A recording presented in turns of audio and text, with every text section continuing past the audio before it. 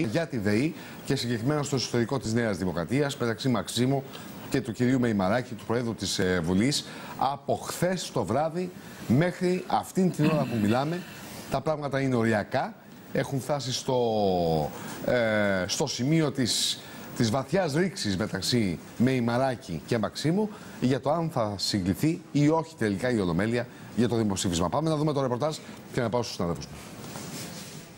Αμηχανία και εκνευρισμός επικρατεί στην κυβέρνηση μετά την επιμονή του Προέδρου της Βουλής, Ευάγγελου Μεϊμαράκη, για το ότι οι 120 υπογραφές βουλευτών που απαιτούνται για τη διεξαγωγή δημοψηφίσματος για το θέμα της ΔΕΗ δεν είναι απαραίτητο να μπουν κάτω από ένα ενιαίο κείμενο, αλλά μπορούν και να αθροιστούν από ξεχωριστές αντίστοιχες προτάσεις που τυχόν υποβληθούν από διαφορετικά κόμματα του Κοινοβουλίου.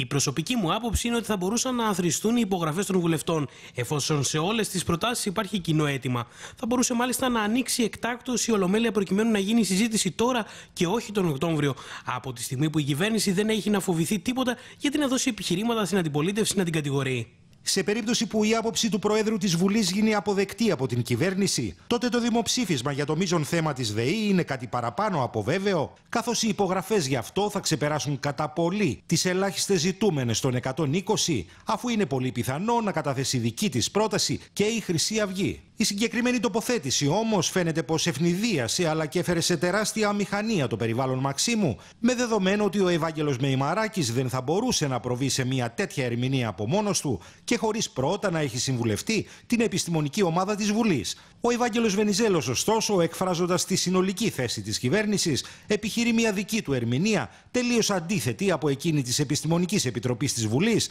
και κατά το κοινώς λεγόμενο αδειάζει κανονικά τον Ευάγγελο Μεϊμαράκη. Εάν υπάρχει πράγματι ενιαία πρόταση 120 βουλευτών, θα το δούμε ενιαία και ταυτόσιμη. Του συνταγματικού τόξου θέλω να ελπίζω, έτσι, χωρίς να υπολογίζεται η Χρυσή Αυγή. Θα υπάρξει άμεση απάντηση σύμφωνα με το Σύνταγμα, γιατί τίποτα δεν μπορεί να μένει σε εκκρεμότητα.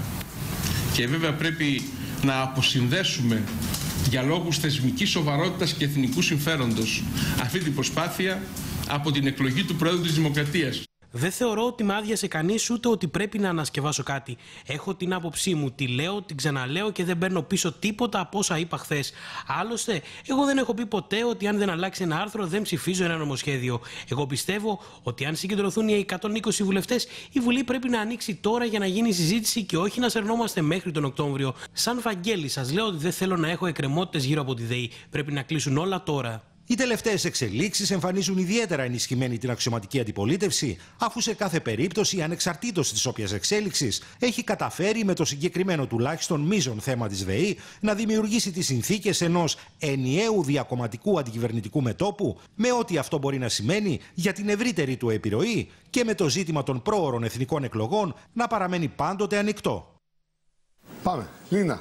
Λοιπόν, το ρεπορτάζ έδωσε το ιστορικό αυτής της υπόθεσης. Να δούμε πού βρισκόμαστε αυτή τη στιγμή. Αυτή τη στιγμή βρισκόμαστε με την τελευταία ανακοίνωση της κυβερνητικής εκπροσώπου, η οποία είπε ότι δεν αθροίζονται οι απόψεις περί δημοψηφίσματος, δεν έχει νόημα περαιτέρω συζήτηση. Διαβάζω αυτολεξή την αναφορά της κυρίας Βούλτεψη, διότι ακολουθεί και το ρεπορτάζ. Θεωρητικά έχουν έρθει σε μια συμφωνία να μην ξανατοποθετηθεί ο κύριος Μεϊμαράκης επί του θέματος.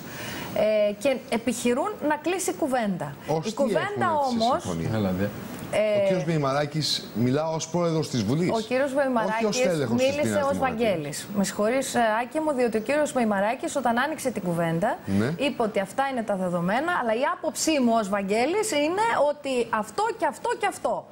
Αυτό